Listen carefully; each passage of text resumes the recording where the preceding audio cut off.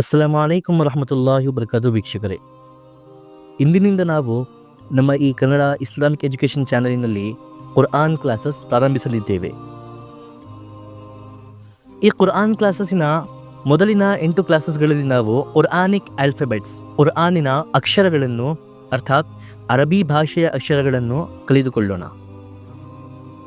ಅರಬಿ ಭಾಷೆಯಲ್ಲಿ ವೀಕ್ಷಕರೇ ಟೋಟಲ್ 29 ಆಲ್ಫಾಬೆಟ್ಸ್ಗಳಿವೆ, ಅಕ್ಷರಗಳಿವೆ. ಈ ಅಕ್ಷರಗಳನ್ನು ಹುರೂಫೆ ತೆಹಜಿ ಎನ್ನಲಾಗುತ್ತದೆ, ಅರ್ಥಾತ್ ವರ್ಣಮಾಲೆ.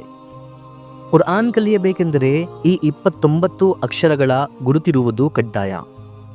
ಹಾಗೂ ಅರಬಿಕ್ ಆಲ್ಫಾಬೆಟ್ಸ್ಗಳಲ್ಲಿ, ಅರಬಿಕ್ ವರ್ಣಮಾಲೆಯಲ್ಲಿ 3 ರೀತಿಯ ಚುಕ್ಕಿಗಳು ಬರುತ್ತವೆ. ಕೆಲವು ಅಕ್ಷರಗಳ ಮೇಲೆ 1 ಚುಕ್ಕಿ, ಕೆಲವು ಅಕ್ಷರಗಳ ಕೆಳಗೆ 1 ಚುಕ್ಕಿ, ಕೆಲವು ಅಕ್ಷರಗಳ ಮೇಲೆ 2 ಚುಕ್ಕಿ, ಕೆಲವು ಅಕ್ಷರಗಳ ಮೇಲೆ 3 ಚುಕ್ಕಿ. ಈ ಚುಕ್ಕಿಗಳ ಅರಬಿ ಭಾಷೆಯಲ್ಲಿ ಬಹಳ ಮಹತ್ವವಾದ ಪಾತ್ರವಿದೆ.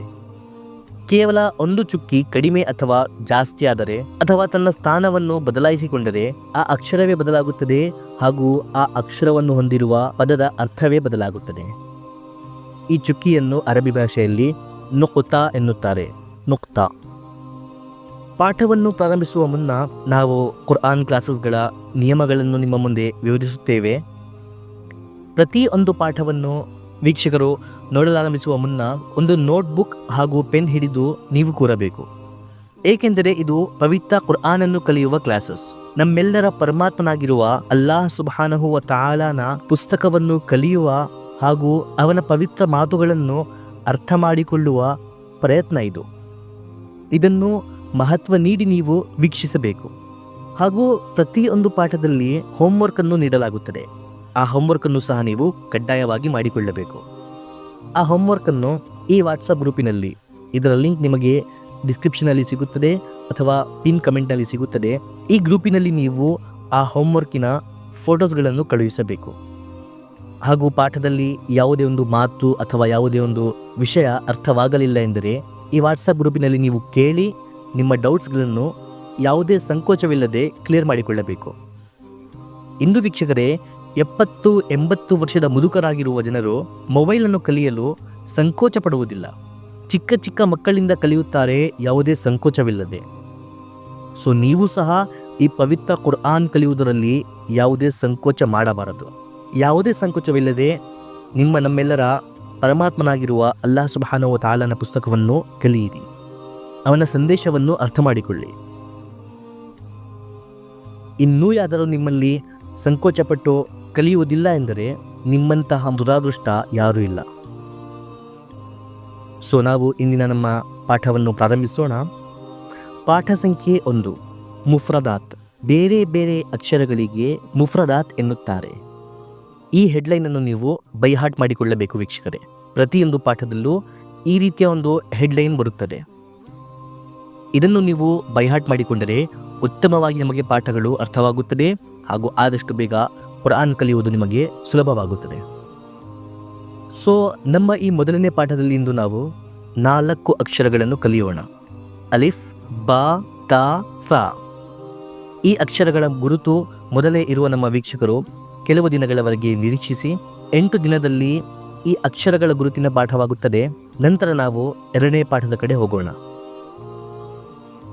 ಸೊ ಮೊದಲನೇ ಪಾಠದ ಈ ಮೊದಲನೇ ಭಾಗ, ಇದರಲ್ಲಿ ಇಂದು ನಾವು ಈ 4 ಅಕ್ಷರಗಳ ಗುರುತು ನಮ್ಮ ಮೆದುಳಿನಲ್ಲಿ ಇರಿಸಿಕೊಳ್ಳೋಣ. ಮೊದಲನೇ ಅಕ್ಷರ ಅಲಿಫ್. ಈ ರೀತಿ ಒಂದು ಗೆರೆಯ ಅಥವಾ ಒಂದು ಕೋಲಿನ ರೂಪದಲ್ಲಿರುವ ಈ ಅಕ್ಷರವನ್ನು ಅಲಿಫ್ ಎನ್ನುತ್ತಾರೆ. ಹಾಗೂ ಇದು ಆ ಪದದ ಧ್ವನಿಯನ್ನು ಉತ್ಪಾದಿಸುತ್ತದೆ. 2ನೇ ಅಕ್ಷರ ಬಾ. ಈ ರೀತಿ ಒಂದು ದೋಣಿಯ ಆಕಾರದಲ್ಲಿರುವ ಅಥವಾ ಒಂದು ಬಟ್ಟಲಿನ ಆಕಾರದಲ್ಲಿರುವ ಅಕ್ಷರವಿದು ಬಾ. ಈ ಆಕಾರದಲ್ಲಿ ವೀಕ್ಷಕರೇ, ಈ ದೋಣಿ ಅಥವಾ ಬಟ್ಟಲಿನ ಆಕಾರದಲ್ಲಿ 3 ಅಕ್ಷರಗಳು ಬರುತ್ತವೆ, ಬಾ, ತಾ ಹಾಗೂ ಸಾ. ಈ ದೋಣಿ ಅಥವಾ ಬಟ್ಟಲಿನ ಕೆಳಗಡೆ 1 ನುಕ್ತಾ ಅರ್ಥಾತ್ ಚುಕ್ಕಿ ಇದ್ದರೆ ಅದು ಬಾ. ಇದು ಬಾ ಪದದ ಧ್ವನಿಯನ್ನು ಉತ್ಪಾದಿಸುತ್ತದೆ. ಈ ದೋಣಿ ಅಥವಾ ಬಟ್ಟಲಿನ ಮೇಲೆ 2 ಚುಕ್ಕಿ ಇದ್ದರೆ ಅದು ತಾ. ಇದು ತಾ ಪದದ ಧ್ವನಿಯನ್ನು ಉತ್ಪಾದಿಸುತ್ತದೆ. ಈ ದೋಣಿ ಅಥವಾ ಬಟ್ಟಲಿನ ಮೇಲೆ 3 ನುಕ್ತಾ ಅರ್ಥಾತ್ 3 ಚುಕ್ಕಿಗಳು ಬಂದರೆ ಇದು ಸಾ ಅಕ್ಷರವಾಗುತ್ತದೆ. ಹಾಗೂ ಇದು ಸಾ ಪದದ ಧ್ವನಿಯನ್ನು ಉತ್ಪಾದಿಸುತ್ತದೆ. ಈ 4 ಅಕ್ಷರಗಳು ವೀಕ್ಷಕರೇ ಇಂದು ನಾವು ಅಲ್ಹಮ್ದುಲಿಲ್ಲಾ ಕಲಿತಿದ್ದೇವೆ.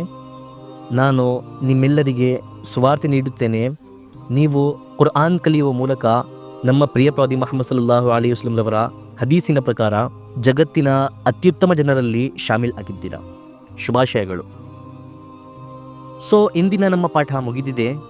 ಇಂದಿನ ಹೋಮ್ವರ್ಕ್ ವೀಕ್ಷಕರಿಗೆ ಏನೆಂದರೆ, ತಮ್ಮ ನೋಟ್ಬುಕ್ಸ್ಗಳಲ್ಲಿ ಈ ರೀತಿ ಗೆರೆ ಹಾಕಿ 15 ಬಾರಿ ನೀವು ಈ ಅಕ್ಷರಗಳನ್ನು ಬರೆಯಬೇಕು ಹಾಗೂ ಆ ಹೋಮ್ವರ್ಕನ್ನು ಬರೆದು ಈ ವಾಟ್ಸಪ್ ಗ್ರೂಪಿನಲ್ಲಿ ನೀವು ಸಬ್ಮಿಟ್ ಮಾಡಬೇಕು, ಫೋಟೋಸ್ಗಳನ್ನು ಕಳುಹಿಸಬೇಕು. ಐ ಹೋಪ್ ನಮ್ಮ ಎಲ್ಲ ವೀಕ್ಷಕರಿಗೆ ಇಂದಿನ ಈ ಕ್ಲಾಸ್ ಹೋಪ್ಫುಲಿ ಅರ್ಥವಾಗಿರಬಹುದು ಹಾಗೂ ಮಹತ್ವ ನೀಡಿ ಈ ಕ್ಲಾಸ್ಗಳನ್ನು ನೀವು ವೀಕ್ಷಿಸುತ್ತಿರಬಹುದು ಹಾಗೂ ಕೊಟ್ಟಿರುವ ಹೋಮ್ವರ್ಕನ್ನು ನೀವು ಮಾಡಿ ಈ ವಾಟ್ಸಪ್ ಗ್ರೂಪಿನಲ್ಲಿ ಕಳುಹಿಸುತ್ತೀರಾ ಎಂದು ನಾನು ಭಾವಿಸುತ್ತೇನೆ. ಇನ್ನು ಮುಂದೆ ಮಾತನಾಡೋಣ ನಾಳೆ ನಮ್ಮ ಮೊದಲನೇ ಪಾಠದ 2ನೇ ಭಾಗದಲ್ಲಿ. ಅಲ್ಲಿಯವರೆಗೆ ಫಕತ್ ವಸ್ಸಲಾಂ.